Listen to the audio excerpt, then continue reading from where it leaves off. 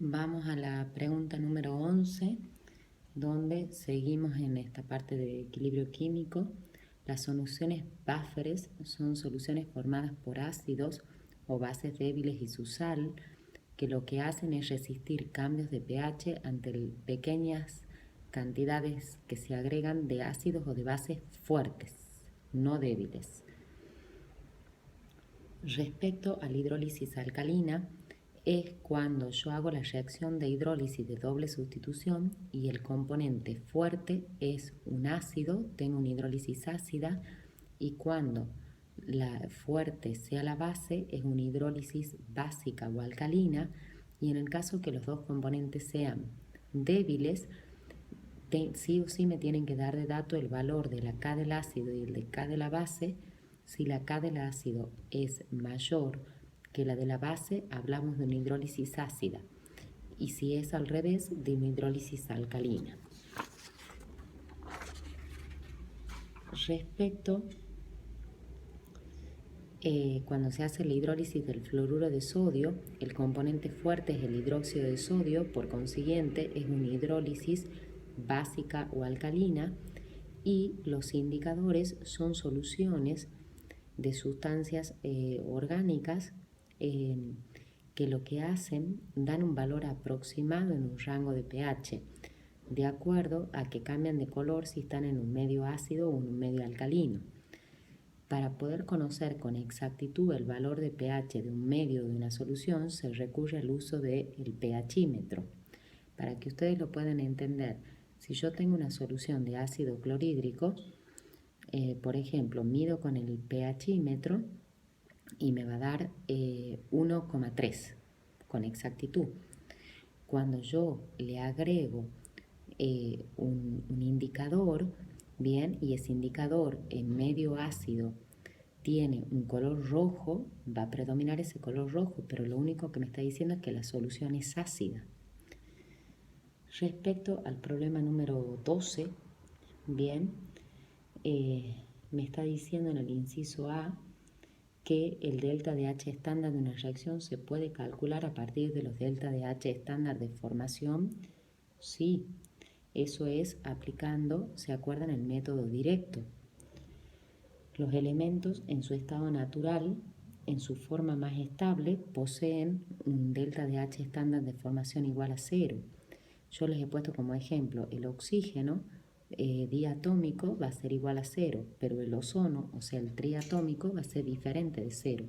Y ustedes no es que tienen que saber ese valor del ozono. Después en el inciso 3,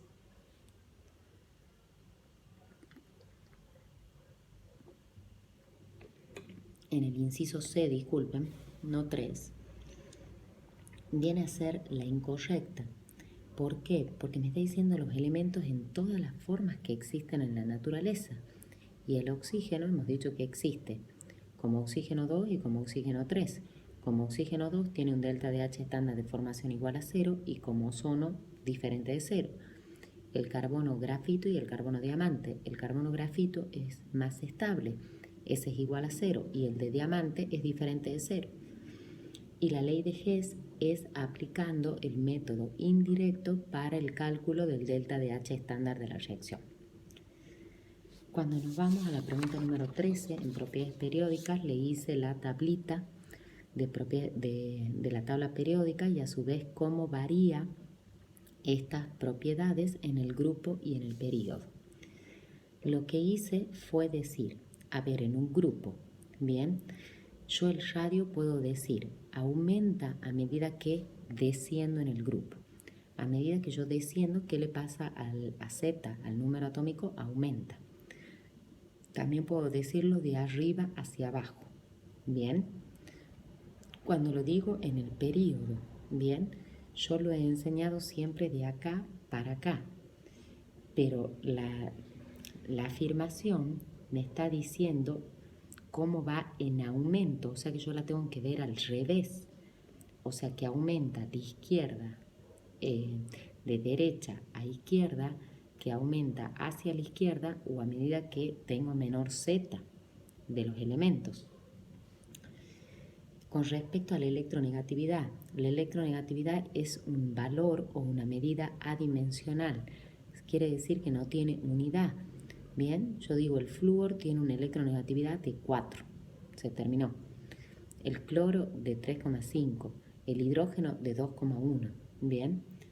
A su vez, la electronegatividad no se mide con un espectrógrafo de masa. Se saca una vez calculado la energía de ionización y la electroafinidad y se saca un promedio entre ambas medidas.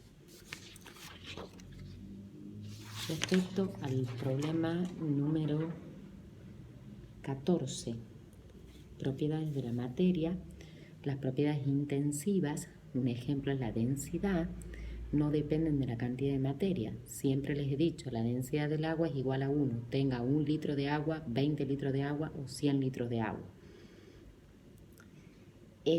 Respecto si yo tengo agua o aceite, puedo separar mediante un método de mecánico, que es la decantación, pero para eso se utiliza un material de laboratorio que se llama ampolla de decantación.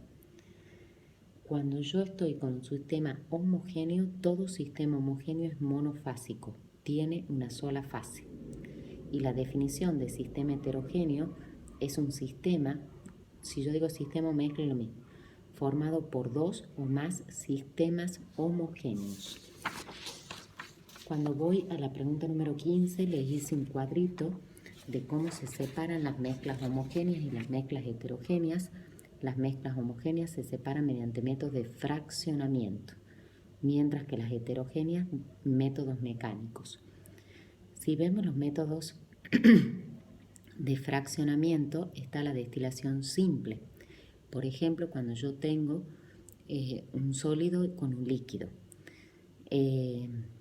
Por ejemplo, cloruro de sodio en agua.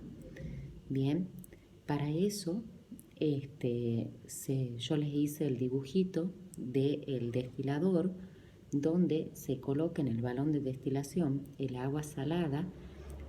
Abajo se coloca un trípode con un mechero y arriba de ese balón hay un termómetro. Entonces el funcionamiento es que se calienta esa solución, bien, hasta que el líquido alcanza su punto de ebullición. Esos vapores ascienden por el balón y a medida que ascienden llega un momento que tiene una apertura porque está conectado a un refrigerante, que es la parte que va inclinada.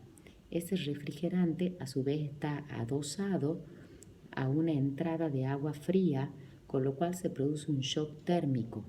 Esos vapores se van a condensar y van a pasar al estado líquido, entonces lo que se recoge es el líquido que se denomina destilado y el sólido queda en el balón.